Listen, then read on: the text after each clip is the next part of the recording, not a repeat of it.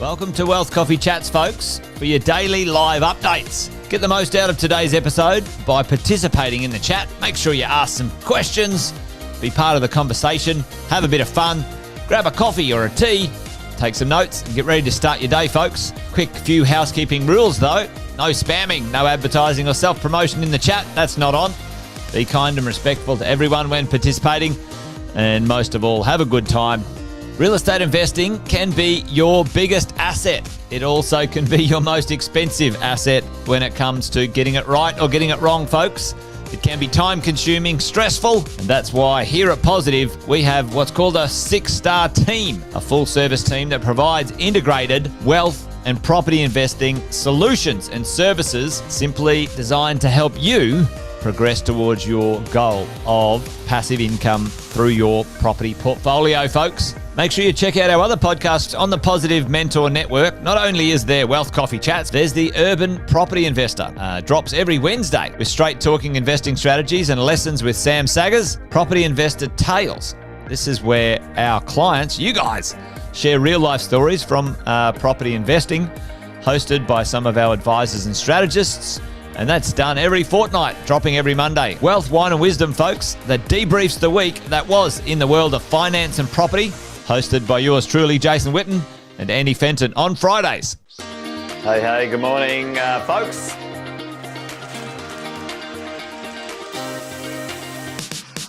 Good morning, everybody. Welcome to another Wealth Coffee Chat. Hope you're well, folks, wherever you are. There it is, team. Morning. Morning, wherever you're tuning in from today. Early bird gets the worm, they say. Here at Positive, we offer a 6-star team. It's a team that help you at every stage of your wealth creation journey.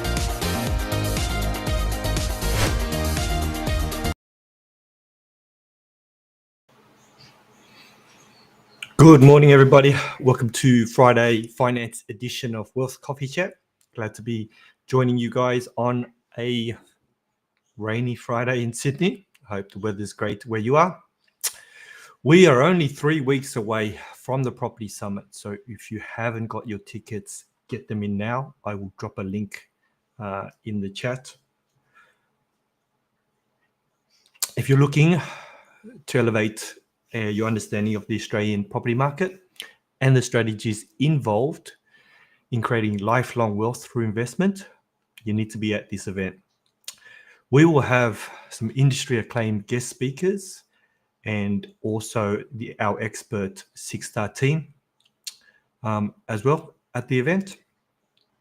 Great opportunity to network with like-minded people and talk about what is going on in the world of investing. Again, like I said, I've dropped the link into the chat in regards to how to get tickets. Tickets actually running out very quickly, so jump on as quickly as you can. Here is what the event was like last.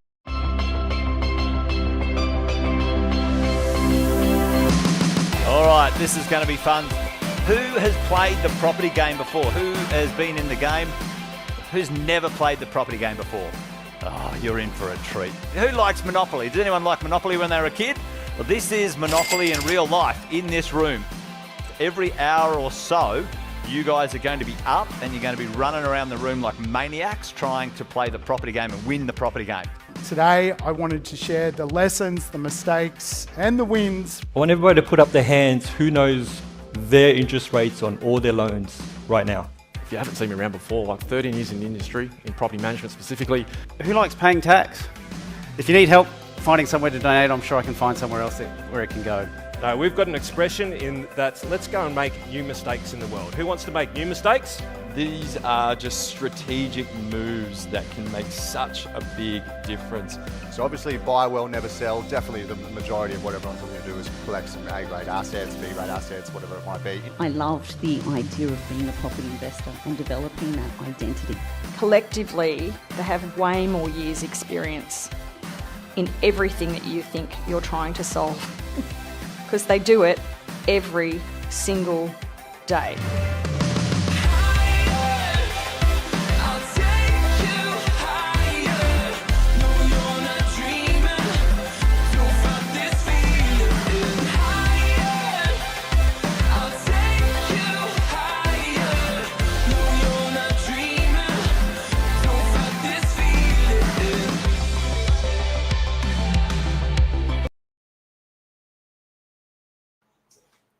I'm really excited to see all those who will be at the event. Why are mortgage brokers bad at poker? They always disclose their hand. Hi, Kevin. Thanks for joining. Jeff and Justin, thanks for joining me this morning. Celebration this week, everybody. The RBA met on Tuesday, and the interest rates, they've cut interest rates by 0.25, not the 0.5 that some of the economic experts from the banks thought it would be, but it is a rate reduction. Now, what I've also heard is that not all lenders are actually passing on the rate reduction. We did get a list of a few lenders a couple of hundred lenders that weren't going to pass that on. So what do we do now that the interest rates have come down? You will be getting an email from your lender over the next couple of days, or you would have actually received them already, to say that the rate will be reduced, and they'll also let you know when your particular rate will be reduced as well. As I said a few Wealth Coffee chats, this is a great time for us to reach out to our brokers and our lenders and start negotiating the rates that you currently have, and compare that to what they're potentially offering for new to bank clients, and going through the negotiation process, which is get your brokers to reach out to your lender, you reach out to your lender, and then you request a discharge form from the lender as well, because that will squeeze the bank, and it'll trigger their retention team to contact you and negotiate your interest rates. It is a negotiation. Once you have that, you get your broker to compare that to what is available in the market, and if you're in a position to potentially refinance to a better rate because your existing lender won't meet the interest rate that you would like to get, then go through that process. Arm yourself with some knowledge through your brokers, so that you know what interest rates you would like to get to and who's offering them, and then get your banks to match that as closely as possible. If it's within 0.1 and 0.2%, I'd usually get my clients not to refinance, because we don't want to go through the headache. But in saying that, we'll run through some things today just to get an idea of what we should be doing now that interest rates have come down, because it's a great time to not only review rate, but take a look at your equity position as well. The other thing I want to remind everybody is that not all repayments will actually get adjusted. So not all lenders will adjust repayments. Now, if you've been able to make your repayments fairly easily, then there's nothing wrong with continuing to make those repayments, because it now means that the interest portion of your loan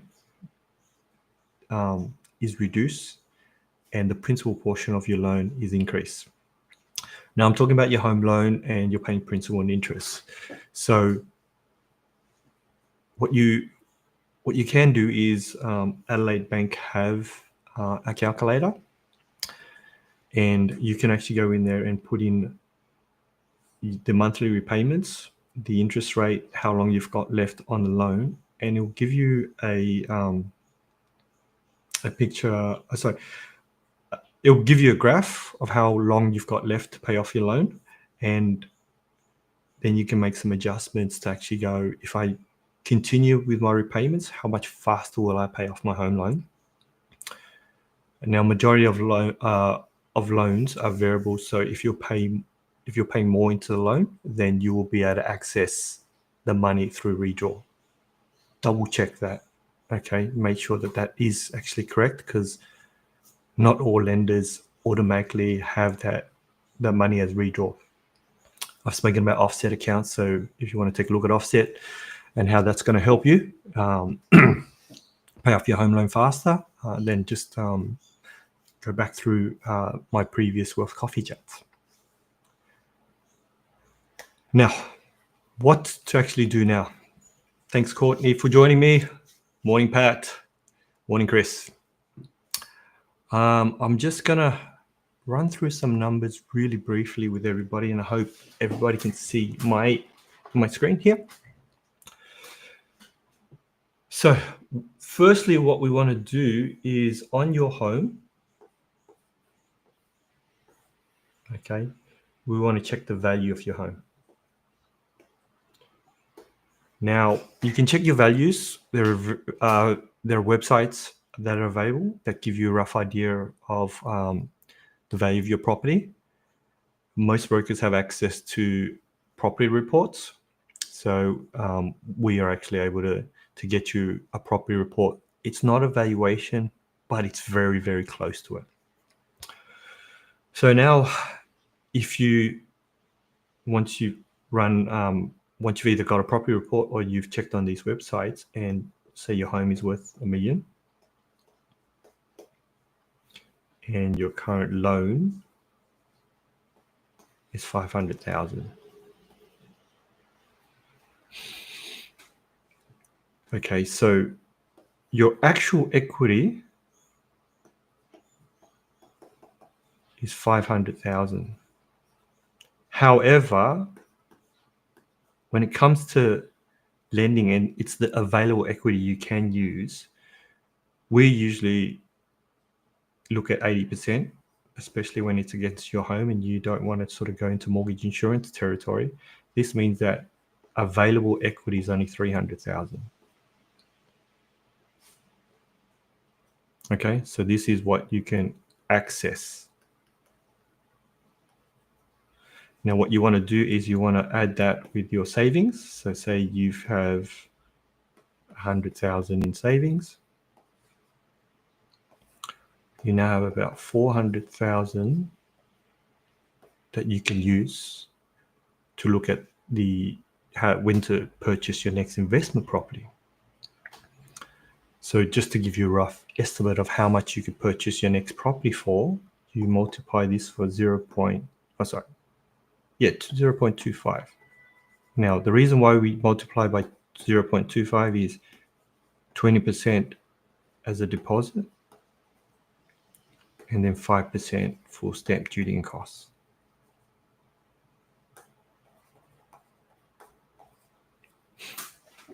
Okay. So if we did that rough number, being a finance guy, I've got to use a calculator. So it's 400 divided by 0.25. Oops, 400 divided by 0.25 is 1.6 million. So that's how much you can purchase a property for. The loan on that will be 1.2 mil, which means this becomes a question that you sit down with your broker to go, how much income will I need to take out a loan of 1.2 mil? So the next part, and I'll give you some really rough numbers, which we can calculate off the top of our heads. When we look at servicing, when we look at income, we are looking at wages. We are looking at bonuses. Now, if you own your own business, we would look at the wage you pay yourself, the profit from the business, and any depreciation. Now, these are obviously rough, but it will give you an idea of where you're at and accelerate your conversation that you can have with your broking team. So wages, bonuses, overtime, rent, if you've got investment properties. You take all this and you multiply it by 5, and it'll roughly give you how much you can actually borrow, and then you minus all your liabilities. So your current home loan, all your current loans, credit card, and any personal loans. Super rough estimate, but when a client has a chat with me over, if I'm out and I'm not sitting in front of my computer, this is the rough estimate I give to them, and then we go and we verify all this information and we look at all the different lenders. But I wanted to share that with you because, again, now is a great time for us to reach out to our lenders and review our actual interest rates and see what the interest rates are. But it's a great time to go with what's our equity position and what's our income position. What I want to remind everybody is that when it comes to borrowing, you borrow when you can. Now, if this year you've got a great bonus and you've got some equity in your home, arrange to access that equity. And then if it's in an offset account, leave it in the offset account and save it for when you actually need to use the money. If it's set up correctly, it actually won't cost you anything until you actually use it. Now, if you wanted to look at the interest rate, and interest-only rates are a little bit higher than principal and interest rate, but if you're taking equity out just to park the money, then the interest rate actually doesn't matter if you're not using it. But what can happen is when you're ready to use the money, you can change it from an interest only to a principal and interest if we're really worried about rates, or you could just leave it there because most of the time it will be used for investment, which means that the interest will actually be, you can actually negatively gear the interest, which will help you save on tax. So that will be a question that you want to sit down with your accountant and run through. But what we want to do is make sure that if we're getting a lot of overtime and we're getting a lot of bonuses, or we've had a great year in our business, that we want to actually unlock equity and have it there available for us to use as soon as we can. Thanks for joining, Marianne. So I just wanted to share that. It's just some rough numbers, but reach out to your mortgage broker and have a chat to them, because now is a good time as any to review your current financial situation and see if you can put yourself in a position or prepare yourself to actually purchase your next investment property. All right. Thanks for joining me this morning, everybody. Hope you have a wonderful Friday. Enjoy the rest of your weekend. Just again, a quick reminder that we are only 3 weeks away from the Property Summit and tickets are running out super quick. So I will drop the link to purchase the ticket, to purchase tickets in the chat, and I will see everybody next Friday. Have a wonderful day.